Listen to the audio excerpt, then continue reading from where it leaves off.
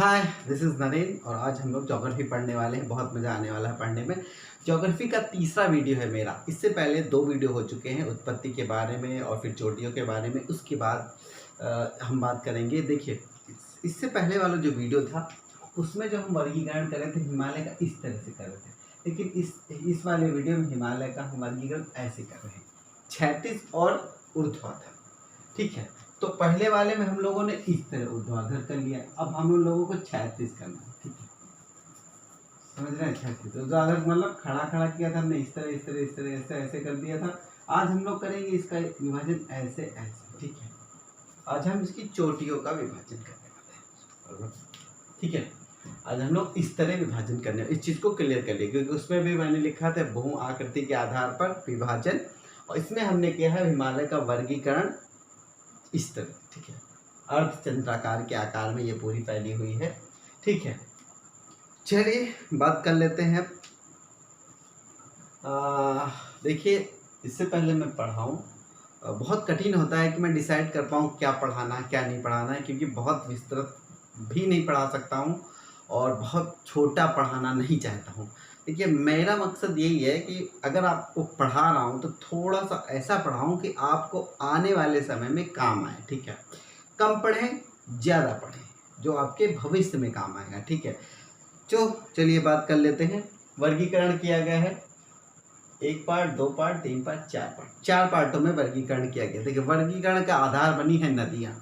नदियों को इसलिए रखा गया क्योंकि नदियाँ चेंज होने वाली नहीं है, नदियाँ बहती रहती, आसानी से विभाजन करना आसान था, इसलिए इसका विभाजन कर दिया गया। ठीक है, तो पहले पार्ट की हम जब बात कर लेते हैं, इसका विभाजन है सिंध और सतलज नदी के बीच में। ठीक है, सिंध और सतलज नदी के बीच में पंजाब, कश्मीर, हिमाचल। ठीक है, ये स्टेट्स जो हैं आते हैं, इनके बीच में इसी के आधार पे थे। या तो आप पंजाब हिमालय कह लीजिए, या तो कश्मीर हिमालय कह लीजिए, और या फिर आप हिमाचल हिमालय कह लीजिए, इसी के आधार पे इसका है। तो देखिए क्या लिख रखा है मैंने। देखिए, इससे पहले हमने क्या बताया था, जो बताया था बिल्कुल इंटरलिंक्ड है। इस वाले हिस्से में देखिए जितनी भी जास्कर श्रेणी है, पीर पंजाल, धौलाधर, इसमें यही लिखा हुआ है। इसमें पीर पंजाल, लद्दाख, जास्कर, धौलाधर श्रेणी आती है। और कुछ है बहुत इंपॉर्टेंट, ये है मीठे पानी की झीलें। कभी कभी क्वेश्चन आ जाता है मीठे पानी के झीलों के बारे में बताइए, तो इसके बारे में अगर बताना होगा तो मीठे पानी की झीलें जो है आपकी डल झील है, वुलर झील है। ठीक है, अगर खारे पानी की झीलों की बात की जाएगी तो ये है पोंग पोंग और ये है मोरारी। ठीक है, तो ये हो गई खारे पानी की झीलें और ये हो गई आपकी डल और वुलर मीठे पानी की झीलें। चलिए अब बात कर लेते हैं कुमाई हिमालय के बारे में। ठीक है, कुमाई हिमालय पंजाब हिमालय से ऊंचा है। देखिए, एक चीज क्लियर कर देता हूँ ऊंचाई के बारे में। देखिए, अगर ऊंचाई की बात की जाएगी तो सबसे ज्यादा ऊंचाई है ये वाला हिमालय, सबसे ऊंचा है। ठीक, अगर हम क्रम में इसको रखना चाहें, ठीक है, क्रम की बात आई तो नेपाल हिमालय सबसे ऊंचा है। ठीक, इसके बाद आता है कुमायूं, उसके बाद असम, उसके बाद आपका आता है पंजाब। ठीक है, तो इस क्रम में आप रख सकते हैं, इसका विस्तार में भी अंतर है। तो चलिए, इंपॉर्टेंट ये है, क्रम भले आप भूल जाएं, सबसे इंपॉर्टेंट ये है कि ये सबसे जो है ऊंचा है, क्योंकि नेपाल में ही मोस्टली जो है जो पर्वत चोटियां हैं वो ऊंची वाली सारी की सारी आपकी नेपाल में ही है। ठीक है, देखिए नाम लिख रखे मैंने कुछ। देखिए, इसका भी विस्तार के बारे में बात हो जाती है। तो सतलज, हम अभी यहाँ नहीं थे, अभी हम लोग यहीं थे, कुमाई हिमालय के बारे में बात करते। कुमाई हिमालय टूरिस्ट प्लेस के रूप में बहुत बेहतर है, हिंदू धर्म के लिए भी बहुत इंपॉर्टेंट है। देखिए इसमें क्या क्या है, बद्रीनाथ, केदारनाथ, त्रिशूल, माना, गंगोत्री, नंदा, कोमल आदि चोटियां हैं। गंगोत्री यमुनोत्री के हिमनद यहीं पे है, यानी कि इसी हिमनदों की वजह से जो गंगा यमुना नदियां निकलती हैं। तो आपका ये कुमाई वाला और गढ़वाल पूर्वी पश्चिमी में डिवाइड किया गया है, कुमाई हिमालय और गढ़वाल हिमालय। बेसिकली हमने यहाँ कुमाई हिमालय के बारे में लिखा है। ठीक है, पूर्वी हिमालय कुमायूं है और गढ़वाल हिमालय पश्चिमी हिमालय। ठीक है, तो और ज़्यादा डिटेल नहीं जाना है। तो बद्रीनाथ केदारनाथ, यहाँ आपका स्टेट है उत्तराखंड। उत्तराखंड में बद्रीनाथ, ऋषिकेश, ये पूरा सिस्टम वहीं पे है। ठीक है, गंगा, चलिए गंगोत्री यमुनोत्री निकलती है उत्तराखंड में। नैनीताल, भूमिताल उत्तराखंड में है। तो उत्तराखंड जो कि हम जानते हैं बहुत ही खूबसूरत शहर है, राज्य है, शहर क्या राज्य है। और नैनीताल हो गया, हम घूमने गए, बहुत मज़ा आता है। नैनीताल की झील जो है बहुत फेमस है और ढेर सारी झीलें हैं वहाँ पे, और उस झील के किनारे जो है शहर बन गए। अगर टाइम मिले तो कभी नैनीताल जाइएगा, बहुत खूबसूरत है।